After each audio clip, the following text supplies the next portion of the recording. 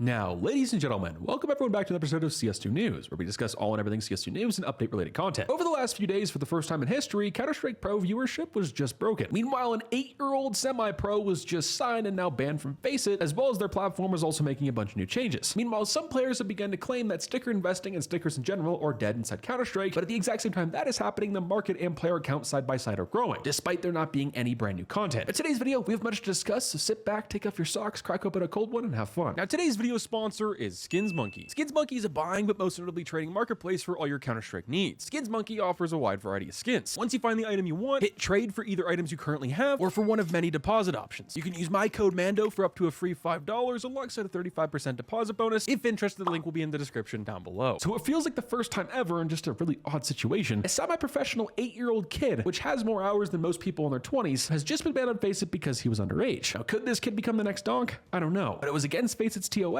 and apparently he's banned until he's the right age. So at least they're kind of working with them. But FACEIT, as the platform in the same ban wave that also banned that kid, FACEIT took to their Twitter about their anti-cheat going forward is going to be acting more aggressively towards Smurfs, and I personally wanted to ask how you guys, that being my audience, how you guys feel about that. Now, in my opinion, I'm kind of on the fence, and I kind of more so agree with FACEIT banning Smurfs, kind of being more aggressive towards them, because how I see things is if you want to warm up or just play with lower ranks, just play North American matchmaking. But then again, some players just like to have the more official anti-cheat with FACEIT. What do you guys think about that down below? Do you think it's fair that they're doing so? And do you guys like the changes that they're making? Now, which is also on the topic of pro news, is the record high viewership from a non-major event, that being Katowice 2025. Katowice this year was the most viewed non-major CS event, which in my opinion is really saying something. Maybe the players that think half the player count that we have in CS2 right now is just bots are really just normal people watching the event. But I'm not trying to argue with you. I think we still have a bot issue. In fact, I know we do have a problem. Now, this is myself in the post edit, but I did want to have a quick discussion about bots. Bots seem to have been growing in numbers over the last few years. It doesn't seem like they're too much of a problem anymore, especially with just spinning while being AFK, hoping for a case drop in the activity pool, because Valve kind of changed that towards the end of CSGO, where it doesn't work like that anymore. We actually have to play and get XP. But since they're not being AFK spinning in circles anymore, doesn't mean they're non-existent. For those of you who don't know, there's full-on bot farms all over the world that just pretty much farm the armory pass, which is a huge reason why not just the armory pass, but many other items inside CS are just way too overinvested. But it's even getting to the point where AI is now controlling bots inside Counter-Strike, where it looks like to some extent they're real players, but then they have aimbot, and they kind of just ruin everyone's experience. I would like to make a video on this sometime in the future about how far the rabbit hole really goes with bots inside Counter-Strike, but also how much of a percentage of the player count do they actually take up. Now, speaking of bots, a new website that was just developed by ALCS and Aquarius, two great devs and data miners, so go check out them and also their platform. FYI, this part is not sponsored, but I just thought it was really cool. They made a website which shows you how many active players are actually playing and not AFK or bot farming, that being in your specific region. And of course, they do say at the top this is probably not 100% accurate, but this is the most accurate they could probably get off of, which makes things a little interesting and makes me think anyway that yes, player numbers are inflated, but not as much as most people have been saying, where it's like 50-60%. Now, also in the news, Valve just came out with a brand new update for their platform, which included a brand new quality of life update surrounding Steam, where devs have banned all games that force their players to watch their advertisements, which is great. I personally don't know how many games or how many devs have done this with their games, but this is probably pretty annoying, especially if you're paying for a video game and you have to watch a paid ad inside a game you paid for. Yeah, that's not going to cut it, which makes me think going forward into the future, because game devs like Rockstar, for an example, have been on the fence about leasing copies of GTA 6 or even having ads in their game and charging a premium for just the normal video game price, if they're even going to release it on Steam, because Valve might not allow it. But overall, great quality life update and just great overall update to Steam. Now, heading into a very short and sweet discussion of content, we're now going to specifically talk about major stickers. Now, the reason I want to keep this short and sweet is because I'm still doing a little bit of research on this here and there, but it's also going to have its commentary on its own later this week. With that being said, there has been an idea trending around the community, that being interest from players, crafters, but also major investors and even profit for team and organizers. The fatigue of the same teams, let alone the same designs with bad effects, has just made players just grow tired of them. And stats over the last month of the Shanghai Major being on sale for just a little over 30 days is really starting to show. Now, do you guys think major stickers will ever be great again? Let alone will investing ever be the same? The investing part, probably not so much because of the bots, but also how many people just will invest in everything now. The times have just shifted. Now, let me know what you guys think down below. Judging by some brand new private DPR updates, a lot of people are suggesting Valve is cooking and we should see a CS2 update later tonight or multiple updates later this week, but only time is going to tell. I wouldn't expect anything crazy, more so probably just some bug fixes, and for all I know, there could have been an update already released by the time this video goes up Tuesday. That being said, I'll catch you guys in the next one. Stay positive, sexy. I'm out, guys. Peace.